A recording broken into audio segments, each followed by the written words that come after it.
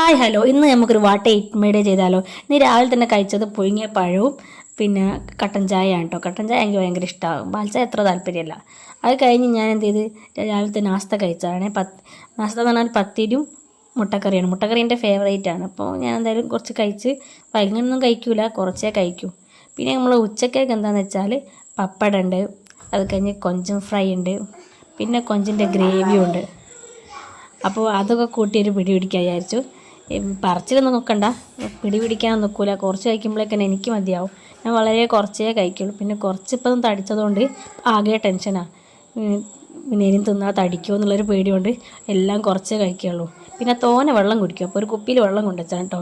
ഞാനിപ്പോൾ ഒരു ബെഡ് റെസ്റ്റിലാണ്, ചെറിയ പരുക്കൊക്കെ പറ്റിയിട്ട്. അതുകൊണ്ട് കട്ടുമ്പോഴാണ് ഫുഡൊക്കെ കഴിക്കുന്നത്.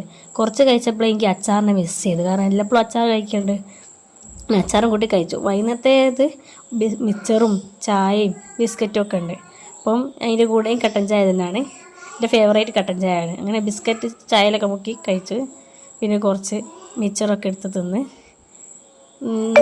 നല്ല ടേസ്റ്റ് ഉണ്ട്. മിച്ചറും ടേസ്റ്റ് ഉണ്ട്. പിന്നെ ബിസ്ക്കറ്റ് ഹൈഡ് ആൻഡ് സീക്കാണ്, അപ്പോൾ അതിൻ്റെ ഫേവറേറ്റ് ആണ്.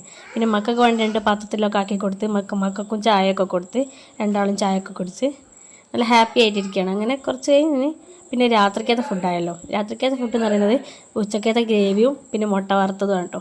അപ്പം കുറച്ച് മുട്ടൻ്റെ ഫേവറേറ്റ് ആണ്. അപ്പോൾ ഞാൻ എന്ത് ചെയ്ത് അതും കൂട്ടി ഒന്ന് കഴിച്ചു.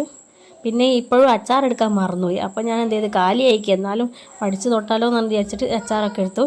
ചോറ് കുറച്ച് ബാക്കിയായി, പക്ഷേ മുട്ടപ്പാത്രം കാലിയാണ് കേട്ടോ. അപ്പോൾ ഇന്നത്തെ വീഡിയോ ഇത്രയേ ഉള്ളൂ. അപ്പോൾ ശരി, ടാറ്റാ.